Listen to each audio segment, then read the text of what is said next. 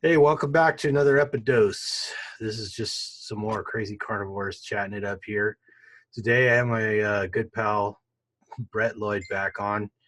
We did a video probably 8, 10, maybe 12 months ago now. And he's back to tell the story one more time and tell us about all the new things that he's learned along the way. So put the cat out, grab a drink, and settle down for some thankful carnivore talk. So, Brett, how you doing today? Tom, I'm doing great, man. Appreciate you having me on. Looking forward to the discussion we're going to have. Yeah, my pleasure, man. That's good. It's good to talk to you again. We're always chit-chatting a little here and there on social media, but we don't get to have good conversations that often. And I love the work you've been doing lately with all the interviews and all the new carnivore interviews you've been putting up from EatRx and whatnot. I think it's outstanding what you're doing, and we're growing this community by leaps and bounds. And I think we're going to make a big noise this year in a positive way. Yeah, I think so too. And that MeatRx platform is there. It kind of helps us all get together and gives us kind of a central place. And I've really enjoyed meeting a lot of the interviews I've done recently are people that I met at MeatRx. So, and I've made some fast friends who are in the daily meetings together and stuff like that. And I'm really enjoying that.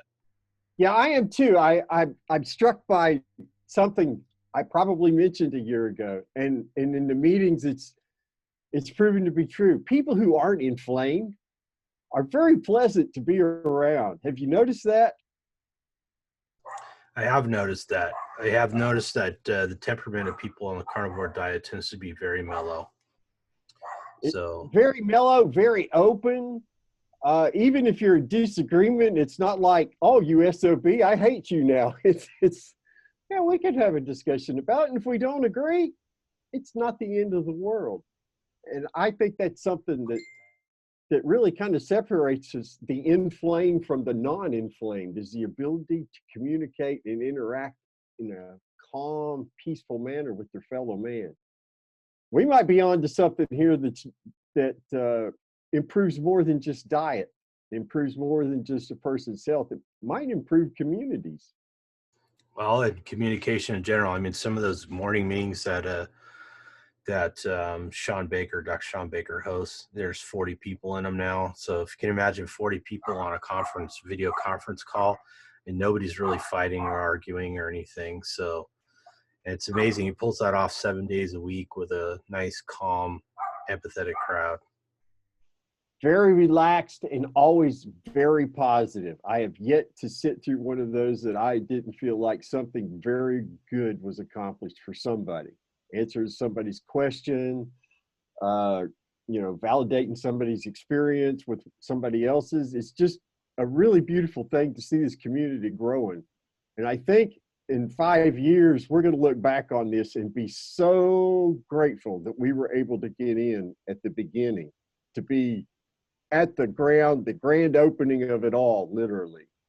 Because Dr. Baker is not just an intelligent human being. Man, he's got vision, and he plans, and he looks at the big picture. And he doesn't just look at 6 months down the road or a year down the road. I mean, he's looking into the distance. What do we need to do to move this niche of a way of eating, grow this community, expand our influence outside our little bubble, and how to make more people aware to the point that one day, Tom, the carnivore diet won't be this weird, strange fad that freaks people out or makes people giggle. It'll be a viable alternative that a lot of people will hear about and learn about. Some will try it, some won't. I think it's an option for everybody. Yeah, agreed. I mean, Sean talks a lot about health creation rather than disease management, which is kind of the platform we're stuck in with our healthcare system, where people, for the most part, seem to be getting sick because of the type of food we eat, and then they have to fall back on drugs, surgery, and all kinds of other therapies rather than just eating a better diet. And in which case we've both seen a lot of health issues or even health crises resolve. And I think that's, that's one of the reasons why I love making these videos is, people like yourself sharing your story, because the type of things that plagued your health and your well-being and your happiness are commonplace these days. And pharmacology isn't going to get us out of a lot of those things. There's barely takes the edge off sometimes, right? Why don't Yeah, you tell everybody about your story again? yeah, I can say with 100% certainty, I was not suffering a pharmaceutical shortage all those years. Uh, Basically, I was raised in a standard American diet textbook home. Tom, my mom and dad had an enormous vegetable garden. We had fresh vegetables year round, and we also had a ton of meat. But year round, the vegetables were either picked that day or something mom and dad had canned. It was nonstop. We had fresh potatoes year round.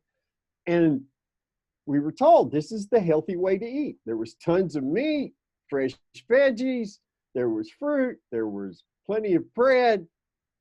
Out of the four of us, my dad survived prostate cancer, but he's now, unfortunately, at the end of his journey. He's got end-stage renal disease. He's on dialysis.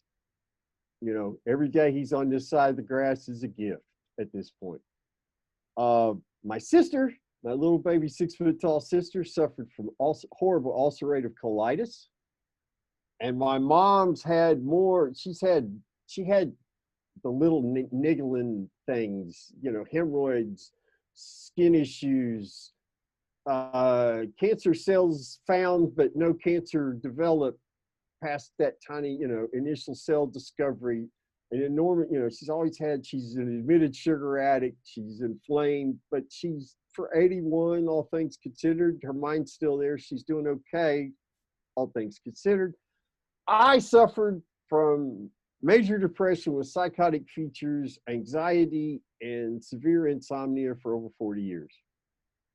That's following the standard American diet to the letter. I was an athlete. My sister was an athlete, very active human beings.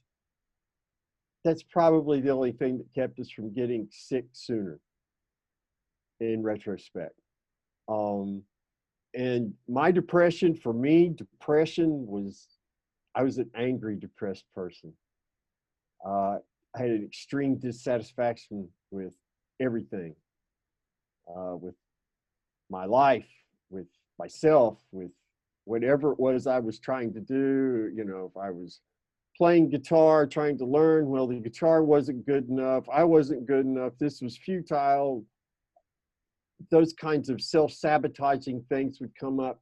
And as time went on, it got, when I say time, I'm talking, I started experiencing symptoms when I was 15.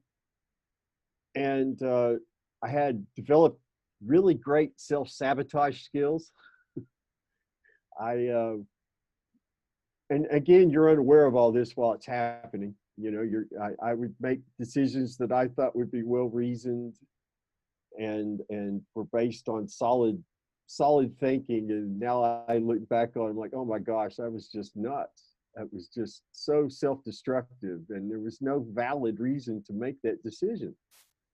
But I think the worst thing about being mentally ill was my inability to perceive my environment accurately. Things got twisted. Whatever I saw or heard or felt got twisted, nudged, altered slightly, in some cases, sometimes to a great degree, by my illness. And I use this same example because I just can't come up with a better one. My wife would wake up in the morning. It's a sunny, pretty morning, and she would be like, oh, it's a really beautiful day already. And my illness would twist that, never in my favor, to where what I heard, in all sincerity, was, yeah, it's going to be another beautiful day. Yeah, sure. And I would hear that. I love my wife. I adore her. Even when I was sick, that didn't change. And I would hear that and I would become instantly concerned. Well, what's wrong? Why, well, you sound like something horrible's happening.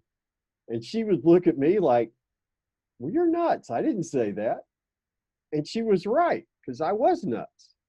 But she couldn't communicate with me. You can see the potential for conflict here. Well, there's nothing wrong, dear. Why would you say that? Well, I heard what I heard. And then we'd be off to the races. And she would try to communicate, respond to me in those situations as if I were a sane human.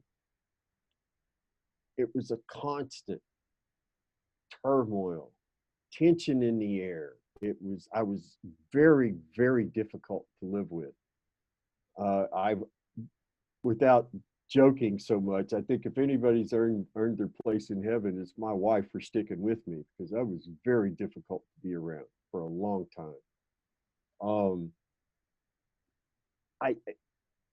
And so you're not aware that these things, I was not aware that I'm misperceiving, and she was not aware of what was going on with me, because I couldn't articulate things in a way that she could understand that made sense to her. So it was just constant, frustrating circle. It was like we walked the same circle every day. Oh, well, this day we might go this way, but the results were just the same for years and years and years.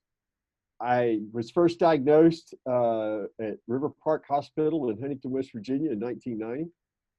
I was first put on meds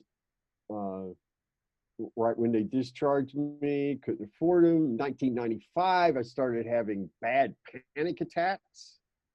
One to the point to where I actually thought I was having a heart attack. Got to do the ride to the hospital, the nitroglycerin under the tongue, the whole 9 yards, only to find out there wasn't a damn thing wrong with my heart, which was good. Don't get me wrong. I was glad, no heart attack. But I was like, what the hell? And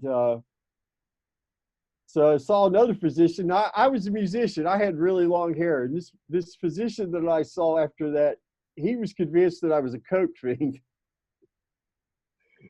So my opinion of the medical community started dwindling at that point, I think. He literally made me strip. He was so convinced that I was a cokehead. He just could not believe that I didn't have track marks somewhere on my body, something. And I was never into that nonsense.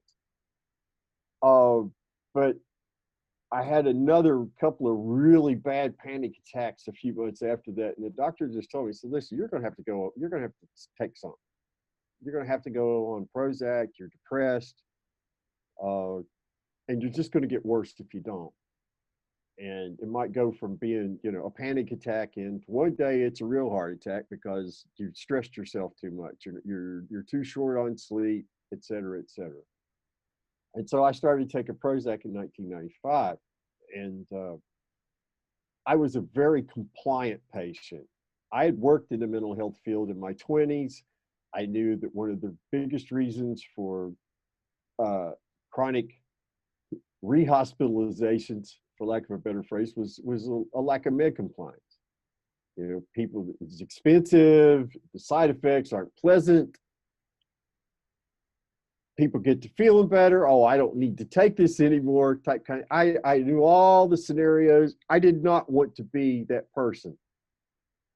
I might be broken, which is what my thinking at the time.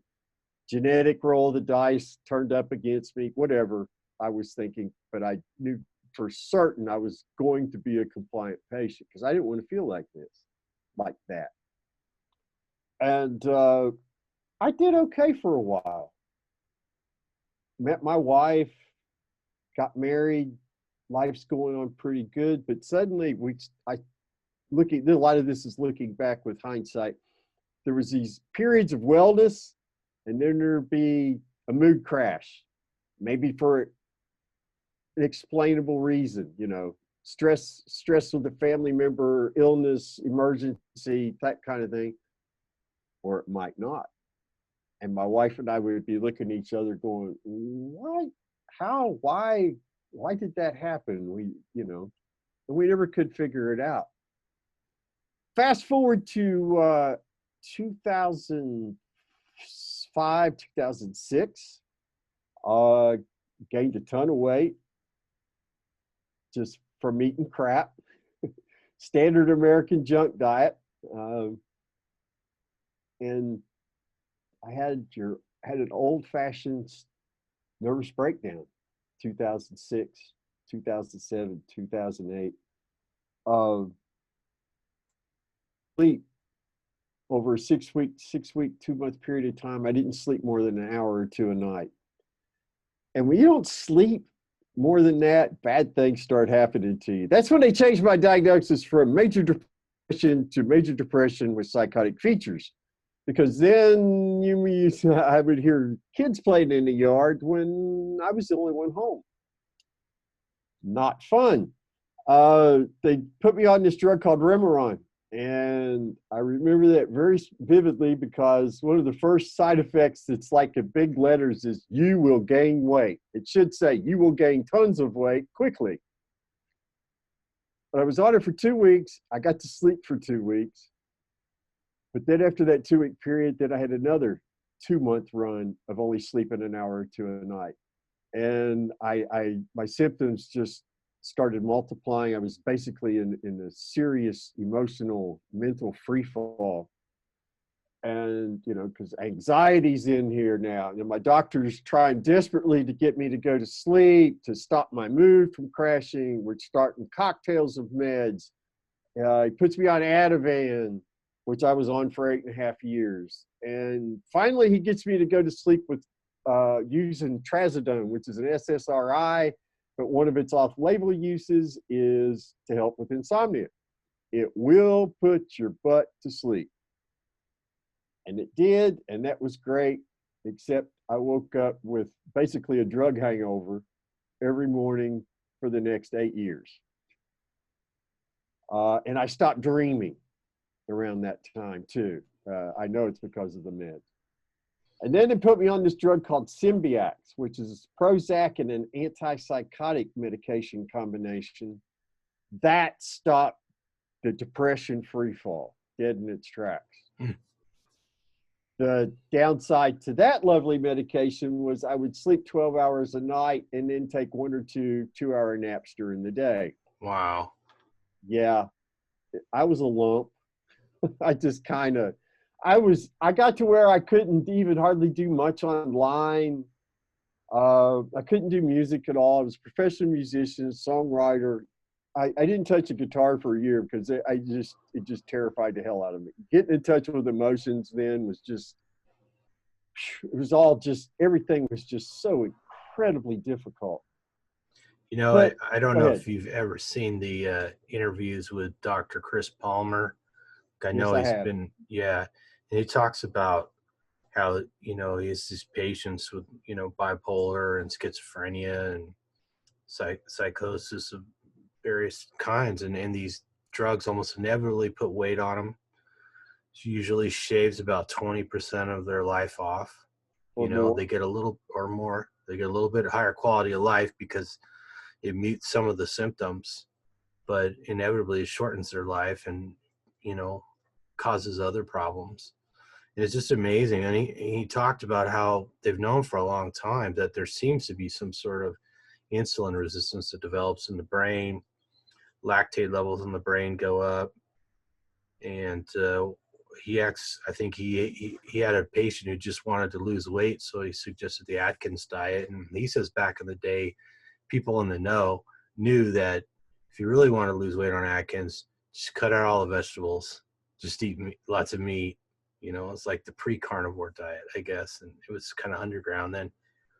And so he had this patient who had chronic schizophrenia, got much, much better, I heard him tell that story on the Low Carb MD podcast a few months ago. And it just touched my heart in so many ways because it was very scarily similar. Even though I didn't have schizophrenia, we walked a similar path with the meds and the weight gain, and you're trying to be compliant. You don't want to. I'm sure that gentleman did not want to be experiencing those delusionary thoughts. And matter of fact, as Dr. Palmer says, after a few weeks on the keto diet, the gentleman comes back and says, I don't have those thoughts anymore. And now that I've considered them, those were definitely just delusions. And I think they belong off here in the trash bin for the rest of my life, which is just, and if you worked in the mental health field or been around people with schizophrenia, it's a horrible, horrible story. I mean, it very seldom ever ends up in a good way for anybody. So to hear this guy, respond as well as he did just filled my heart with joy. Because I've worked with schizophrenics. I've interviewed them. I've tried to communicate with them. And I can't imagine a more difficult existence. I mean, what I went through was awful. But I would say schizophrenia is even more frightening, because then then you're in a whole different league of pathology, I think. But well, I do believe, if I'm not mistaken, just depression is now the #1 cause of disability in the United States. So that's correct. There's more people who are out of work based on their high levels of depression, or their disease of depression, than there are for physical, for cancer and physical ailments and stuff like that. And I'm sure you come across a lot of people whose depression got better on this diet. I come from a background of having a lot of anxiety, and my anxiety is much, much better. If my anxiety was much, much better, I'd never be making these videos. I would have never pulled this off. I would have never sent an email to Temple Grant, and that's for sure. So yeah, I mean, I wouldn't have slept just knowing I had an appointment to video with you at 5 o'clock in the afternoon my time. I would have been worried I was going to miss it all night. That's how bad my anxiety used to be. I can relate to that on different levels. With certain musical aspects of my life, that could happen. Also, the sicker I got, I would create scenarios, and it was always a negative scenario. It would be, say a motherboard for a computer building is going to be delivered. Well, I would create in my head 12 reasons why it was going to be late or not on time or not delivered at all. And I would spend all day long amplifying that through the illness filters, and just make myself into a miserable mess and be completely unaware of what I was doing. Just totally unaware that I'm doing this. I'm self-sabotaging myself so severely. And, of course, we know now that it's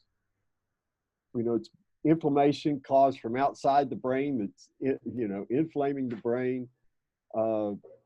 We know that there's so much more about it that we don't know, that we were wrong. For instance, Paul Saladino and Ken Berry, two awesome physicians that I know you're familiar with, had a great podcast that I recommend anybody with mental illness go watch, where they talk about how there's never been a study, Thomas, to show that a serotonin deficiency has any relationship to depression whatsoever. Right. They're just hoping by giving us drugs will interrupt the natural process of reabsorbing the serotonin that we're supposed to reabsorb. And it's just insane. Now, it's true. Some people do better on the meds. And absolutely. That's wonderful. It's absolutely great. It does help people. It's not that there's no help there. It's just that you look at it, when you look at what you're doing to try and help this person, it has nothing to do with what should be going on in our bodies or in nature in general. Yeah. Exactly. And see, I didn't get better. Here's the pattern I would follow.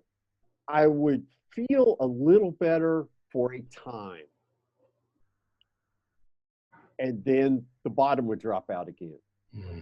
And again, there might be some kind of explanation for why I would deteriorate, but many times there would not be one. And no doctors could figure it out. It was just, This is what the best we could do, Brett. You're just going to have to do the best you can. There's not really much else. I will skip through some of the worst part. I'll fast forward to 2015. In January 2015, time I weighed 289 pounds. I had been on more different combinations of meds that I could possibly remember. There's a list. I don't have it committed to memory right now currently, but I took a ton of stuff. I mean, with Prozac, Wellbutrin, Pristiq, Effexor. I took Zoloft for a time.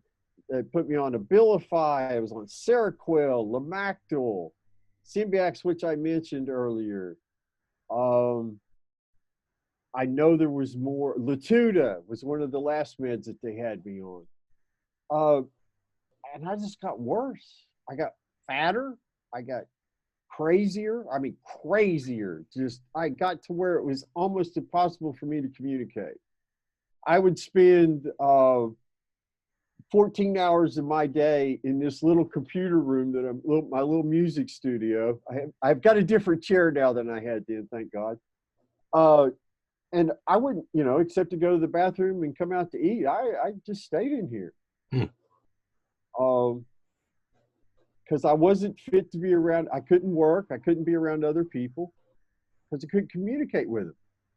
And unbeknownst to me, I had this horrible angry affect all the time. And there's pictures on my Instagram of my wife and I. We rescued this dog. We both remember that day as being a very good day because we were in a good mood. We liked the fact that we liked the dog. We were excited about it.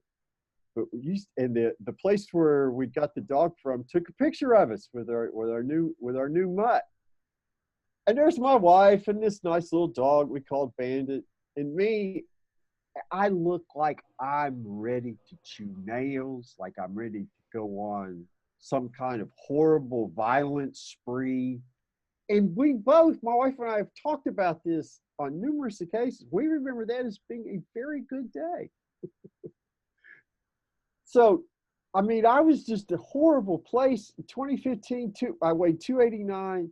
My psychiatrist, the last psychiatrist I will ever have, not named Georgia E., told me I should seriously consider electroshock therapy and/or a long-term voluntary hospitalization. And those aren't good things to hear. This is it? Are you serious? I'm down to this? And, ECT was not going to happen because I've seen people after they've had, right after, like the half hour after when they're in recovery from ECT treatments, and it's not a pretty picture at all. It's rather terrifying. And I was genuinely concerned that if I committed myself voluntarily to a long-term hospitalization, I might never come out. Because it's just, a lot of people don't. Yeah, and a lot of the story is the same with psychiatric drugs as it is with the diabetes drugs. If you got type 2 diabetes, they give you the metformin, some of the other drugs that try and force more sugar out of your bloodstream into the cells, and then your insulin in there, and you're gradually using more and more insulin, right? You're pushing more units of insulin, both the slow acting and the long acting. And all you're doing is staving off the symptoms, right? But the disease is progressing in spite of the medication. And in fact, there's probably more. You're going to live longer, but there's probably more symptoms because those higher insulin levels are just doing more damage. And who knows what sort of damage these SSRIs are doing to people? Not to mention all the like the lorazepam and all the other benzodiazepines and stuff like that. We don't really know what they're doing other than putting weight on people, right? Well, it was horrible. Benzos, they did deal with the anxiety, but you paid a price. I mean, I hated taking that stuff, but there was nothing else available to me, to my knowledge. Mm-hmm. So enter this dear friend of mine that I do. She's a vocalist for a music project I have. And she's watching all this. She's what, I am still able to write and record. And that's how I met her, through a Craigslist ad. And she's observing me. We're still managing to get some music done. And she finally one day says, "Have you ever considered medical marijuana?" And, as a musician, yeah, it was always around, but I had a bad experience with it when I was young. I passed left, I passed right. Beer was legal. I was fine that way. It just wasn't my thing. And I did a little research. My wife and I discussed it. Some people did show signs of having, there was anecdotal evidence that people's symptoms were improving and they were doing a lot better. My wife and I were like, at this point, what do we have to lose? I mean, what else is there? And we secured 4 grams of flour. She looked up a can of butter recipe, made these little quarter-size cookies that I call keto cookies. And Tom, I ate half of one of those things one day. And 15 minutes later, I felt like 1,000 suns had lifted off my body. I wasn't high. I just didn't feel like crap for the first time in who knows when. And in 45 minutes after that, the high kicked in. Cannabis successfully treated all of my symptoms. Right then, none of the pills I took, none of the meds that I took compliantly came anywhere close to this. And my wife came home from work that day, and I'm like laughing and joking, and how are you? It's good. It works, honey. It works. And she's like, I don't believe this is even remotely real. Who is this person? So that became a regular thing. And then 10 days after that, Tom, I'm tying my shoes, and my belly's in the way. And I'm aware my belly is in the way. And I have a little panic attack, break out into a cold sweat, because that realization, my belly is in the way. And I go look in the mirror and see myself clearly and accurately for the first time, and who knows when, how obese I am. I mean, I'm not fat, I'm obese. I'm a heart attack or a stroke just waiting to happen. And I didn't even have to think about it. I just instantly knew I need to go low carb, because I'd done low carb years earlier and lost weight, felt better, but we didn't make the connection about me feeling better to the diet. We just thought that was because I'd come to terms with some things I've accepted. I think that is a major leap for most people, that their food could have such a profound effect on how they feel, or what is otherwise described as a chronic condition of depression and anxiety and all the other. They don't realize that the food that we've been taught that's healthy, like just the grain, the seed oil, the sugar, the fruits, the vegetables, it's very, very hard to make that leap and to try and implicate them in particularly psychiatric disorders. May not be quite as difficult to link them to obesity or excessive body fat or something like that, but to link it to just depression, I think, is a tough leap for most people. Well, it's because we were never taught this. It's antithetical to everything we were raised to believe with regards to food. And my doctor I had in South Carolina, I had him for like 16 years. He was a good guy. He wasn't as inquisitive as I now wish he'd have been. But I mean, he gave me his personal cell phone number. He got so worried about me. He'd ask me to call him on the weekends, just to let him know how I was doing, if I was okay, because he was afraid for me. And, I just got worse.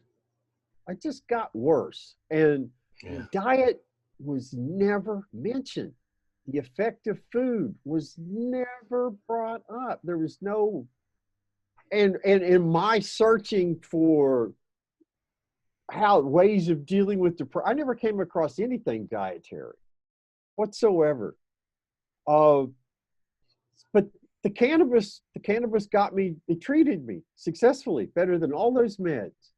So much to the point, Tom, that by the end of 2015, I was off all the SSRIs, off all the antipsychotic meds. By the end of 2016, I was off the Ativan, and by the end of 2017, I was off the trazodone. I did low carb. I walked off night. I started walking and walking the dog at first, and then I got me a little map my walk program so I could figure out how far away from the house a half a mile was. And Mm-hmm. Yeah, that I little walked off. 10-minute walk after you eat is twice as effective or something like that as taking metformin. I wasn't thinking in those terms. Mm-hmm. I was just, I need to walk some. I've got to get this off Sure. of me before and I've got to do it carefully because I'm at risk of an injury. Yeah, And for sure. I walked the dog. One block, half a block became 1 block, became 2 blocks. How far we walking? Got the program I mentioned. Over 3.5 years, I got off those meds and I walked off 94 pounds. Nice. Fast forward to May of 2018, the same friend that told me about suggested cannabis messages me and says, "You've got to watch every video this guy named Jordan Peterson has made." Mm. I didn't know anything about it, hadn't heard about him, didn't know nothing. And ran across, I know you've had to see the Jordan Peterson Destroys video collection that's on YouTube. If you haven't, I highly recommend it. It's very entertaining. And that was my exposure to this guy. And I became a huge fan. His use of logic is impeccable. Mm-hmm. His ability to stay calm, cool, and collected in extreme stress is amazing. And I have never heard anybody articulate on a higher intellectual level in my life than I have Dr. Jordan Peterson. And I immensely admire his promotion of honesty, or at least not lying. I love that. Yeah, I really enjoyed his book 12 Rules for Life. And then the one before that, it was Maps of Meaning. That's a tough read. We've got that book. My wife got that. I've read 12. I've actually listened to 12 Rules on audio. If you really want to experience, listen to it. It's amazing. Right. I listened to it on Audible too, actually. But that Maps of Meaning, man, that's a tough chew. Yeah. I haven't even two or three times through that. I haven't even looked at the preface of that one because I read about what it was. My wife said, "I want that book." You're not gonna. That's crazy. That's PhD level. That's other world level writing. Yeah, it's definitely got a lot of layers to it, but even when you can't get it all, you start to realize the genius of how it was all pulled together and how there's so many interrelated themes in there. I felt similarly about 12 Rules as well. I mean, there's layers and layers and layers in that book about so many different subjects and issues, and it's beautifully put together. But the reason why Dr. Peterson is such a big deal, I come to believe, this is a man of pretty significant integrity and character. And one day, I'm searching for a new Jordan Peterson video, and I come across this 30-minute cutout of him on Rogan where he's talking about, I didn't even know the man suffered from mental illness at this point till I saw that episode. And then my jaw really hit the floor because this man, I believe, such a towering intellect, was doing all of this while suffering the same mental illness that I have. He suffers from depression, severe anxiety. And then he tells me his daughter figured out how to lose her symptoms by eating meat, salt, and water. Now, Tom, if I hear this coming out of anybody's mouth besides Jordan Peterson's, I'm laughing, I'm chuckling to myself, and I'm thinking, somebody was smoking something that day and moving on. I don't take it seriously, but because it's Jordan Peterson, my wife comes home from work that day and I'm like, "You got to watch this with me. I need you to make sure I'm really hearing what I'm hearing. And she was just as blown away as I was. That led to me investigating my first carnivore diet. Search results was one Dr. Sean Baker, also on Joe Rogan. I watched that dietary portion of that probably 50 times because at this, now I'm thinking this is too good to be true. Here's another Air Force combat surgeon. They just don't let anybody do that. You've got to be an extraordinarily well put together human being to be given that opportunity. This guy's not screwing around. There were no holes in his logic whatsoever. Oh my gosh, this is really possible.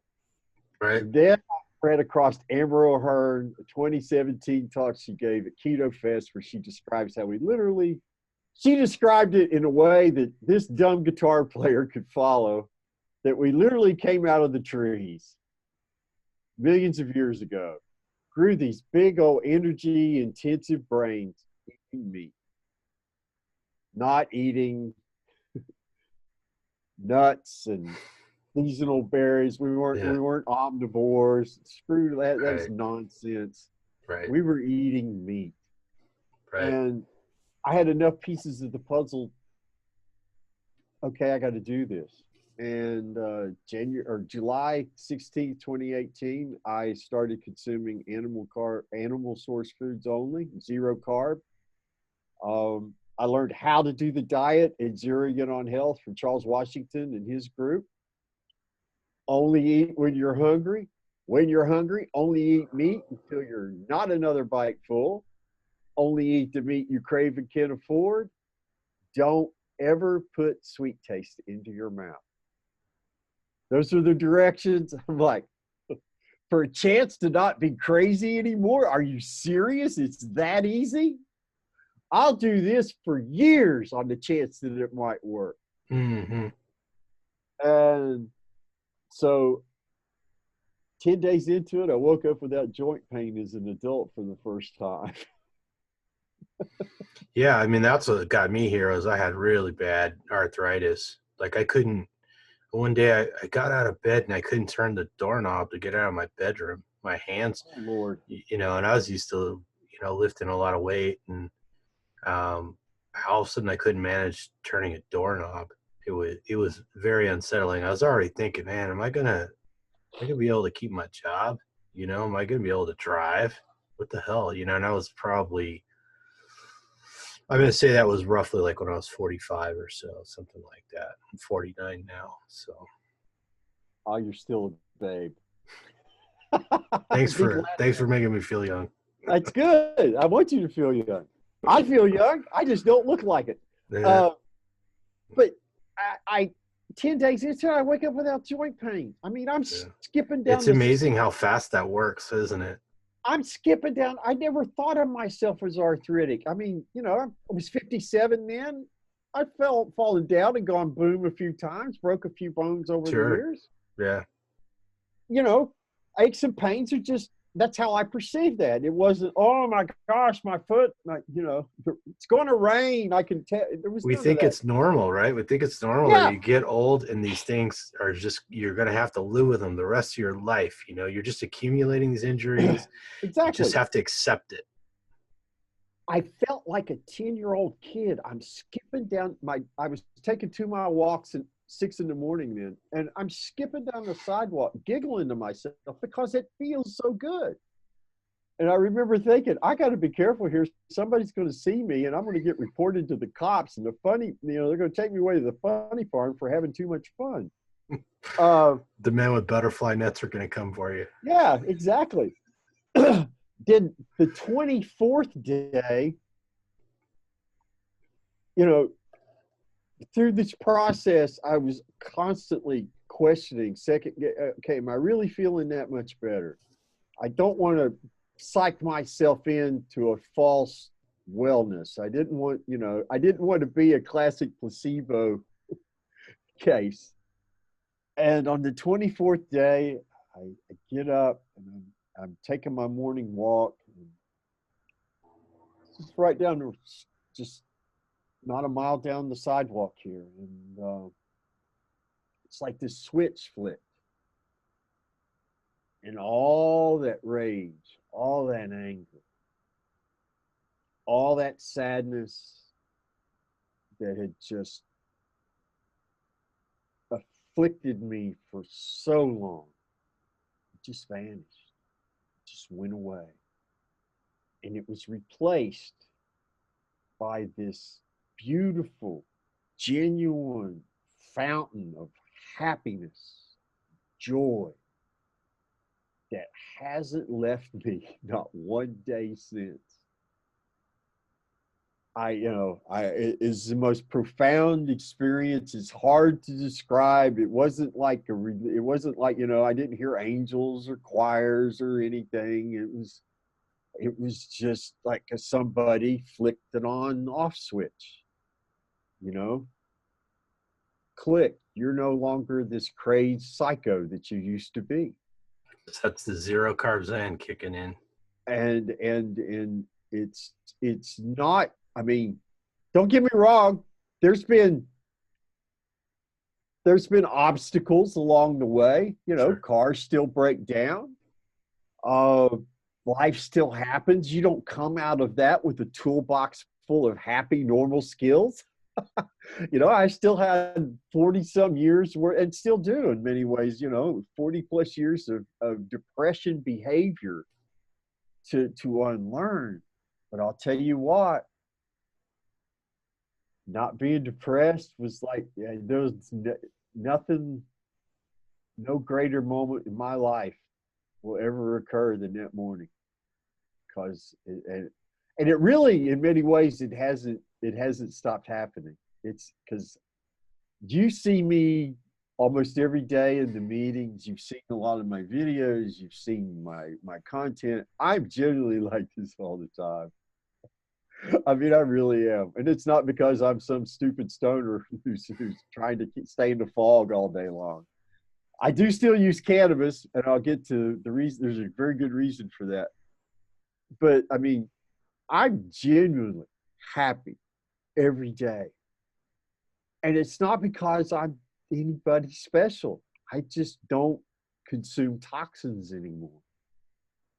I just eat nutrition my body can absorb. That's all I do.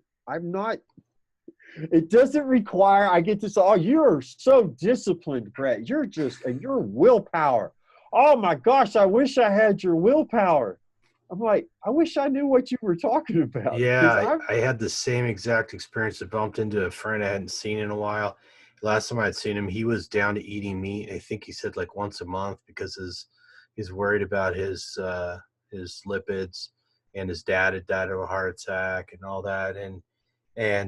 So I was telling him, I was like, man, all I do is eat meat now. I had really bad arthritis and it went away, and this got better and that got better.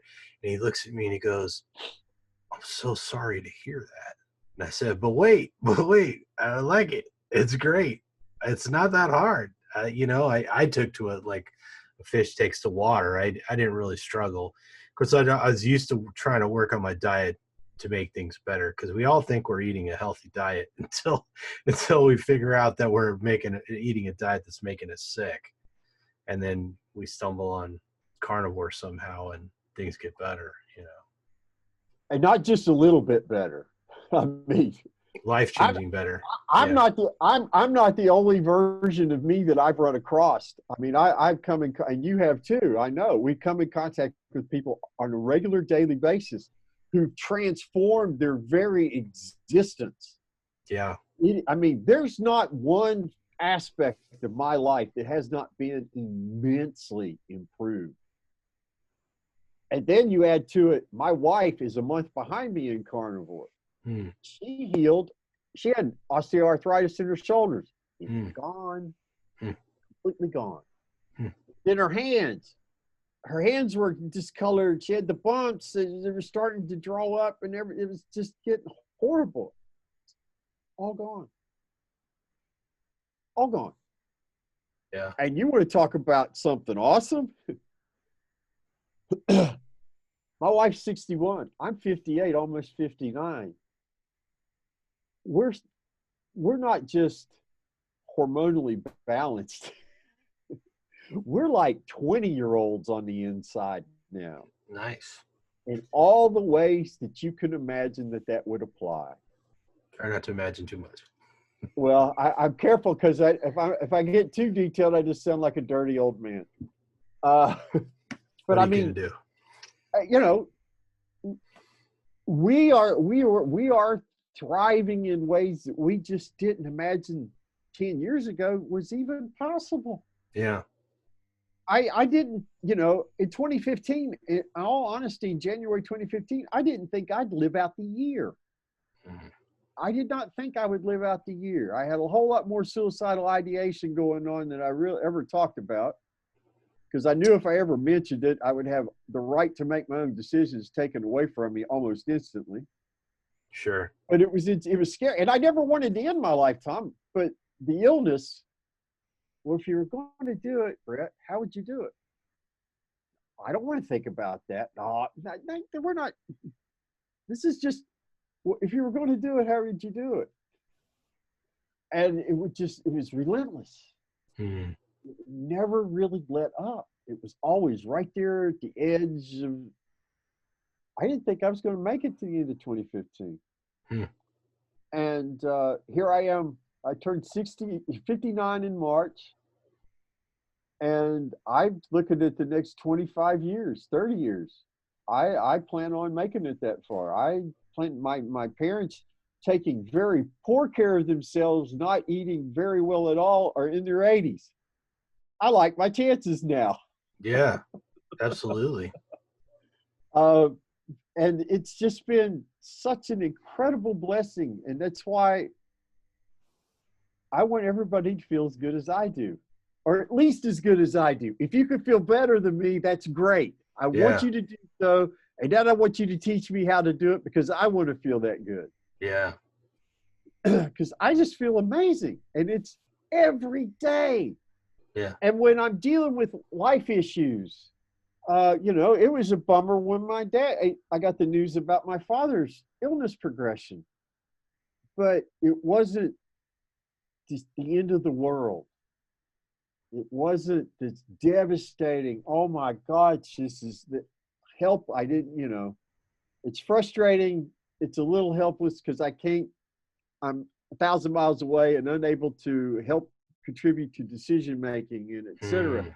Plus, my parents, they're not fully on board with the concept that Brett's all back intellectually. They've only got to experience me for a few days as the same human being in the last, say, 15, 20 years. Right. Right. So I've been watching this going on with him with frustration, but it's not my fault. It's not the end of the world. And when I was sick, it would have been my fault. There would have been 1,000 reasons it was my fault, even though there was none. Everything, it's not just the glass is half full. It's like, there's not just a glass that's half full. There's thousands of glasses that are half full. We just have to be willing to look for them. And instead of clinging and searching for the negative to everything, I want to see the positive. I would want to embrace the happiness. I want everybody to embrace their joy. Because I believe true happiness is like a contagious plague. And I think it's another positive side effect of the carnivore way of eating that we didn't anticipate. I genuinely think that we can improve communities in ways we never imagined possible. If everybody's just not inflamed, and everybody's just not angry because they feel bad. Mm. Well, Imagine what's Raymond, possible. and the thing that I think about Raymond all the time is he used to have abdominal pain so bad he would throw himself at the wall trying to knock himself out because he was in that much pain. I can't imagine. And then Emily, with her bipolar disorder and her MS, she couldn't walk without a walker. She could barely get out of bed. And she started Carnivore. She had started Carnivore already when she learned she had MS.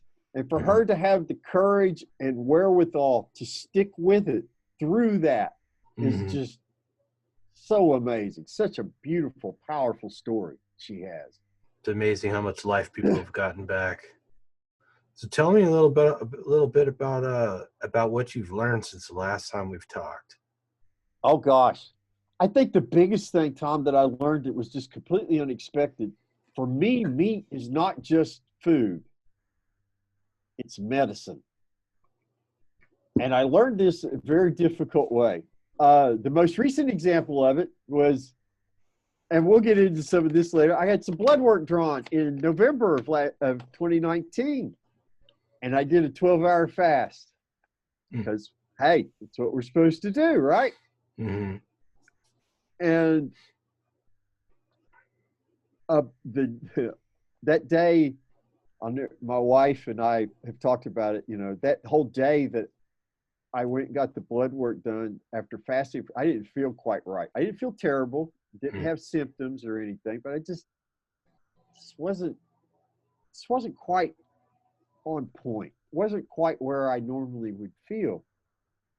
And then the next day, some of this, what I call the crazy symptoms, the inability to communicate, my thinking would get twisted a little bit to where I would want to have conversations at inappropriate to the time and place type kind of thing.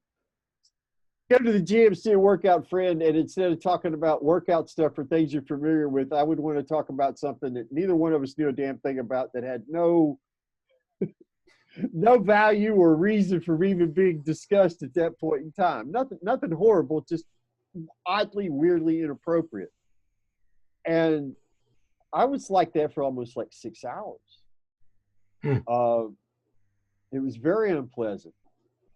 Back up a few more months, I had a job. I was working in a big box store selling cell phones.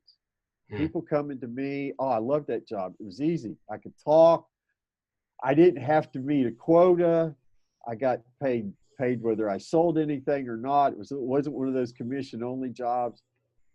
I could shake people's hands all day. I was enjoying myself, and I wasn't bad at it. But I couldn't eat when I needed to eat. I couldn't eat when I was hungry. And I might have to be 2 or 3 hours late eating. And I got to experience hunger on a level it was not pleasant. 2 weeks into that job, my wife and I are in the living room in there, and we start having a disagreement.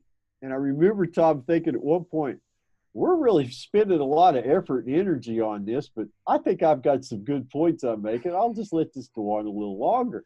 And my wife finally just says, throws up her hand. She says, you don't understand. You sound just like you did a few years. You're not making any sense whatsoever. Ooh, that was red flag. Alarm bells started going off. This is not good. We got to figure this out right now. And the only thing that we could come up with was the job. Because I've put 0 things into my mouth knowingly that I shouldn't put in. Because there's no flavor in life, Tom, worth me risking my sanity for. There just isn't. I mean, people talk about, oh, what are you going to do about the holidays? I'm not going to go crazy is what I'm going to do. And I want to point out that you're famous for eating hamburger. You make yourself some hamburger patties and bacon, and you eat that roughly 3 times a day, almost every single day, right? Yes, I didn't start that way. I originally started steak and eggs, but I always had bacon because when I was researching how to do the diet, one of the things I noticed at zeroing in on health was one of the reasons that people, their biggest complaint was boredom, getting tired of eating just meat. And I could intellectually understand that because at that time I hadn't done it. So I could see how that could be a problem. And I realized there's never been a time in my life, bacon was never like my favorite food. It was never my favorite meat. But I could never think of a time that I had bacon with a meal that I didn't enjoy it. So I decided I would always have bacon with every meal. regardless if I'm eating steak, if I'm eating pork, shoulder roast, whatever, I'm going to have bacon. I've had fish with bacon. It tastes amazing. I haven't eaten meat yet with bacon that hasn't been fabulous for me. But in December of 2018, we're in Sam's Club one day. We go up to the meat counter, and I'd never seen those tubes of meat. Heard about them, hadn't seen them. And Giant chub packs. They're like, yeah, oh yeah, it's big round 10-pound tubes. And this 90-10 stuff, 90-10, super lean, it just looked beautiful to me. It just stood out visually from all the other meat on that huge counter. And I said, I got to try this. And it's still to this day the most satisfying, complete, delicious, satisfying meat I have ever consumed.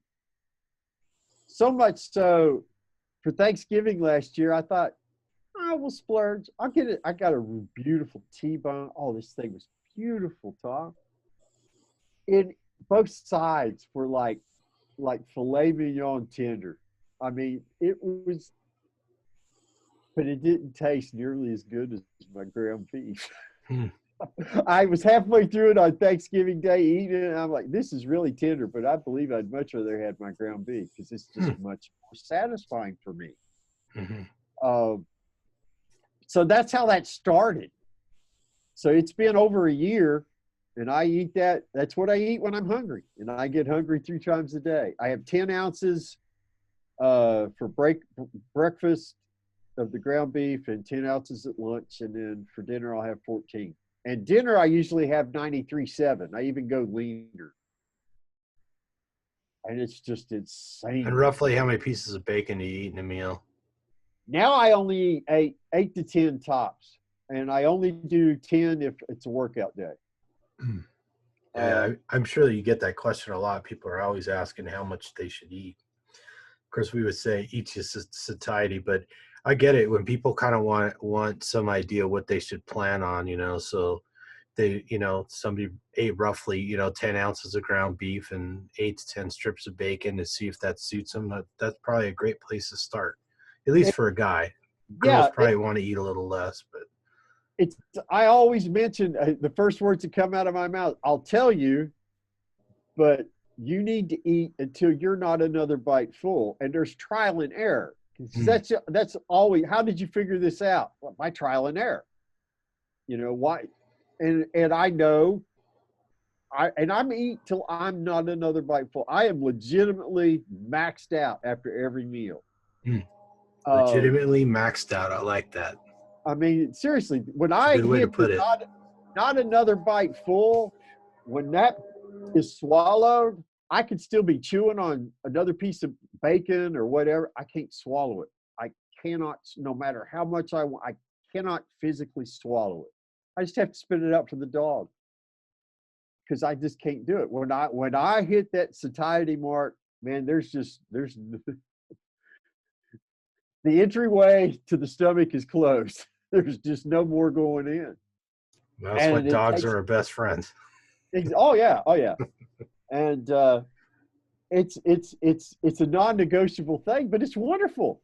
Yeah. And then I'm not hungry again for hours. I don't think about food. There's never a moment where that package of bacon is really good. I had to go in here and finish that off. Like we used to do with ice cream or cake or whatever your favorite poison was. Sure. I can't ever remember a time that there was coconut cake in that refrigerator. And I wasn't aware of just exactly how much was left and how many more times I could go back to eat it all before it was all gone. And how could I do it in a way that Danielle wouldn't just my wife would automatically be like, you ate that whole damn cake that fast. Yeah, those old behaviors, right? Exactly. And everybody understands them, Everybody's been on a regular diet, understands those behaviors of, knowing exactly how much whatever your favorite food was and how to pace it out. That's exactly right. And I don't have to fool with any of that now. I don't think about it. I just eat when I'm hungry. And my life is, I am such a blessed, fortunate man to be where I am today, to get to talk to the people I get to talk with. I mean, you know, this time 5 years ago, I was barely functional, let alone communicative in a way that was useful. Mhm. And, you know, I'm just so blessed. And I'm nobody special. That's the one big thing. I'm nobody special. I got no special juju. There's no special willpower. It's, I just I just eat meat. I follow the directions. I don't apply my ego to this. Yeah, I like to try and tell people that too. It's like I'm not able to do this because there's something special or about me. You know, somebody didn't hit me in the head and give me the perfect injury to make the adjustment. Or I don't have a gene for this, you know, or whatever. Right. I didn't take crazy amounts of willpower or whatever. You know, there's not some discipline engine behind it. It's when you get I gravitated towards eating meat from a strict ketogenic diet, and then I discovered this community of people out there doing it, and it blew my mind. I was like, wait a minute, there's thousands of people already doing this. I couldn't believe it, you know. And I know it sounds so rough to people. I mean, a lot of people haven't really changed their diet. They can't imagine just giving up bread, you know, much less, you know, and you get that all the time. It's like, you don't eat bread, you don't eat fruits and vegetables. Oh my God, that sounds impossible. I could never do that. I've heard that so many times. Oh, how do you poop? How do you go to the bathroom? How are you not dead? I've heard that. Oh, ad Right. nauseum. My wife, when I was low carb, and I suddenly she found she was no longer the skinniest person in the house. And but she told me she out and out said one day, she's like, without pasta, I will die. She was a huge pasta freak. I mean, Mm, pasta 5 days a week of some type. gotcha. And I hated. I never liked for years. I would when we first met. I wouldn't even be in the same room with pasta. I just couldn't stand the smell of it. And she Mm, used to tease me. Oh, you know, you're weird West Virginia people. And come to find out, I had good reason to feel that way about pasta all along because it's pure. It converts to glucose every time it's consumed. It inflames the human body every time you eat it. yeah. I was right to despise the stuff all along. It did look disgusting because it is disgusting. Hey, you know, it's beats starving, but it's no way to just About to have a that long much. to have It a beats long life. starving, Tom, by about that much, Yeah. buddy. It just, Yeah, and you know, and that's the thing is like pasta is an invention based on a plant that we cultivated to be what it is. It's not something nature gave us, you know, and yet when we talk about not eating bread or not eating pasta, people think we're extremists. oh, But yeah. really we're the exact opposite, you know. Oh, I agree completely. And that's why I dislike use of the word strict with regards to the carnivore diet because that implies difficulty for Right, most people. right. This is easy. I have never, it's been the most freeing, liberating thing I've ever done in my life. You Hmm. know what's hard? Depression's hard. Yeah. Anxiety's hard. Yeah, Oh, way hard. anxiety runs your life if you have it all the time. It influences everything you do and when you do everything, and Sure. it just robs you of quality of life, you know. It's a stealer of exist. It takes your life from a living, growing thing to this. You're just existing, and you're existing on a painful, excruciating level all the time because your thoughts aren't always your own. You can't control your emotions. I mean, you just you're a wreck, and it's all I believe. I believe 5% of it's environmental and the rest of it's probably dietary. But what do I know? Right. I'm not a medical professional. That's just my opinion. Yeah, I like to say it's got to be, a good quality of life. It's got to be 80, 90% of just diet is the issue. Because you can't exercise and you can't not hurt yourself and recover if you're eating the wrong diet. You know, I you talk to people all the time. They say, "Well, I eat healthy." I was talking to a friend the other day, and she's complaining, "Oh, my sister, she's gained so much weight." And I'm like, "Well, it's probably her diet." "Oh no, she eats well. She must just eat too much. She eats a good diet." And I'm like, "There's no way. There's no way." It's the hardest thing, and it's the most frustrating thing in what we do is trying to break the programming. To try, and I think that's one of the reasons why we see when folks finally get to us, they're truly desperate. They're sick and tired of being sick and Yeah. tired. They're on, they have only got one or two more tries left in them before their body just up and quits on them, or before they succumb to whatever disorder or myriad of disorders they're afflicted with. Yeah. And I can always tell the legitimately mentally ill. They want to know how fast it's going to be, how quick, how soon am I going to stop feeling like this? That's one of the first tells that somebody's legitimately telling the truth, because that's what they want to know. How long is this going to take? Yeah. When will my suffering start to ease up? You know, and Exactly. and I wouldn't wish depression on my worst enemy. I mean, it is truly horrible. Uh, and we see people get better.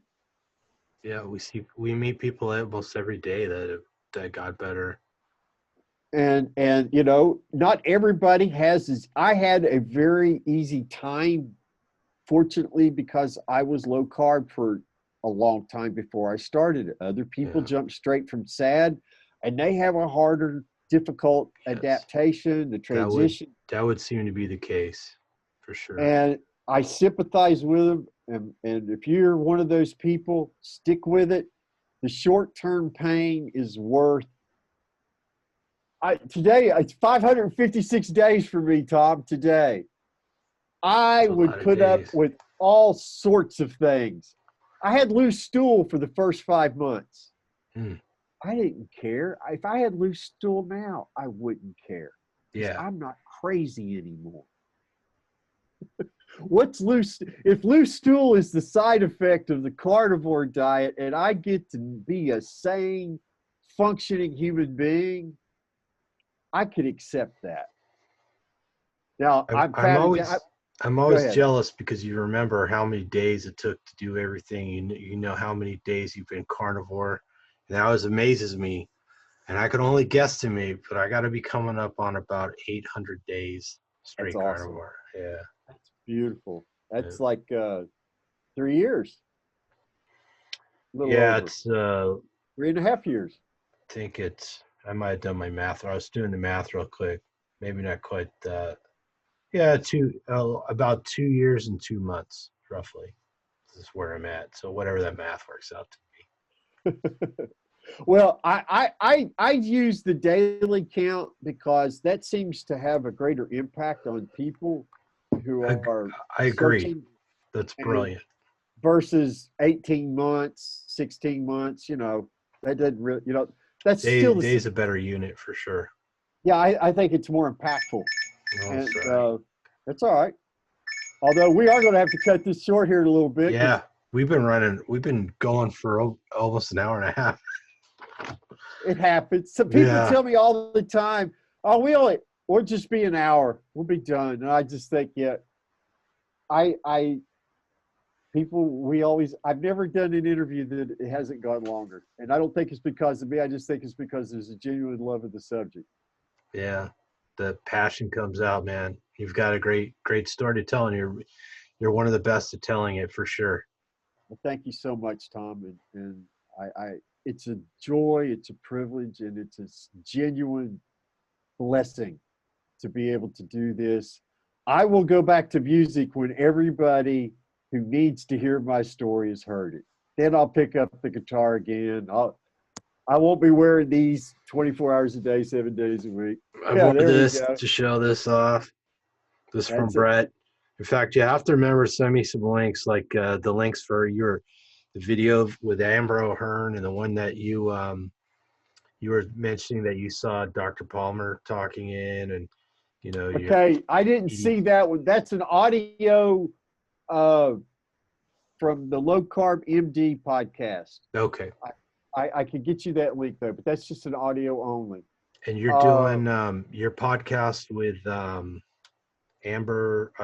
Is it? No, it's not Amber. It's Yeah, it is Amber Amber Wentworth. Amber Wentworth. Okay. Yeah. You'll have to make sure you send me all those links so I can put them in the show notes, the description, so everybody watching this can enjoy all that stuff. You got plenty of. You can do it anytime. You don't have to. You don't have to I rush. know. Right I just I wanted to make sure I got the Amber's talk. Amber O'Hearn's talk. Yeah. Because I forget sometimes where that link is. Gotcha. But I appreciate it, Tom, and I anything that I can do to help spread the word, brother, you just let me know, and I'll make time one way or another so we can get it done. Because what we're doing, I think, is just so important. I don't think that we could ever have a better group of people starting this journey out as we have been, because we are from all these different diverse places. You see it in the meetings. We got people, it's an international thing. We got people in the UK, Prague, and Italy, all in Norway, all over the world, Canada. And we all got this one goal. We want everybody to know you don't have to suffer. You're not broken. You can eat meat and drink water and feel better. It can be that simple. It is for most people. Not always, but for most people, it seems to be. And you got to stick with it. Trust your body. You're making me hungry, man. Well, go eat you some dinner, my brother. Eat some meat and drink you some water. Yeah, I'm definitely gonna have some meat when I get done here. And I'm gonna steal one of your pictures of what I call the Brett Lloyd special. Your big hamburger patty with the bacon on it. I'm gonna use that for the thumbnail for this video for sure. I make the reference to the Brett Lloyd special all the time. So it's amazing everybody knows what I'm talking about. My favorite is somebody called it the Brettinator one day, and I just got tickled. Got tickled. So I enjoy it. I applaud people who want to do it. If you want to try that and you like it, that's great. But please, my friends, eat the meat you crave and can afford. Don't eat it just because Brett does. Well, we could only wish that all the world could eat as well as you do, Back at you, my friend. You're eating well too, and you look great, man. You got some healthy skin on you. You got the carnivore glow. Yeah, I'm a little short on sunshine. It's been awful cloudy on the West Coast this winter. I don't have the nice deep Brett Lloyd tan there from the Florida sun. I need to get outside a little more. I have to work on being outside in the daytime more. But, I'm cheating too. I'm using the tanning booth because if the weather's not right, I'm not going to go out and walk. I'm not going to go out and risk getting sick or injury. I don't take chances with that kind of thing. But the weather's going to be warming up here again soon, and I'll be doing my 15 to 20 miles a week walking again, which I really miss. I'm so energetic. I love moving around. Exercise is very enjoyable. I get a lot of good thinking done then too, I find. It's just a wonderful way to live. All because we just consume nutrition, no toxins. Yeah. We're never going to end this. We're going to keep going and going and going. All right. Well, I will definitely see you online in the morning. I will be there. Thanks for doing this with me. And anytime, thank you for having me. Yeah, anytime, man. Anytime you got something you want to talk about, you let me know. Back at you, Tom. You be well. Keep doing what you're doing. And my friends, never forget, everybody's got something to be thankful for. This is true. And I'd be very thankful for people who subscribe to my channel. throw that plug in there.